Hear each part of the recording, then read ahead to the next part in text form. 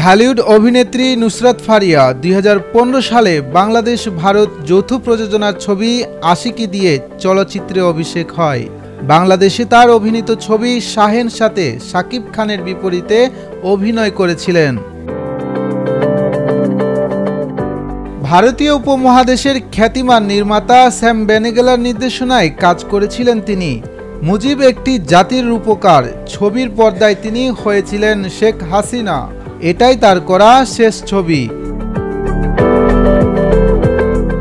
নুসরাতকে চলতি বছর জাতীয় নির্বাচনের পর থেকে আর কোথাও দেখা যাচ্ছে না, না কোনো সিনেমায় না কোনো অনুষ্ঠানে। এখন কোথায় আছেন পর্দার এই হাসিনা? তবে তাকে পাওয়া গেছে অনলাইন জুয়ার বিজ্ঞাপনে, যা দেখে বিস্মিত হয়েছেন তার পরিচিত ও ভক্তদের অনেকে। সম্প্রতি সেই অ্যাপের প্রচারণামূলক গানে নাচ করতে দেখা গেছে তাকে।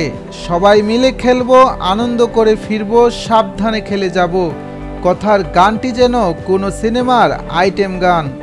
গানের শেষাংশে তাকে বলতে দেখা গেছে, প্রতিষ্ঠানটির সঙ্গে পথ চলায় আমি ভীষণ রোমাঞ্চিত। তার সঙ্গে যোগাযোগ করা হলে এই অভিনেত্রী বলেন, দেশের বাইরে আছি, ভালো আছি, মাসখানেকের বেশি বিদেশে বেড়াতে এসেছি। ফরহাদ হোসেন, ভোরের পাতা।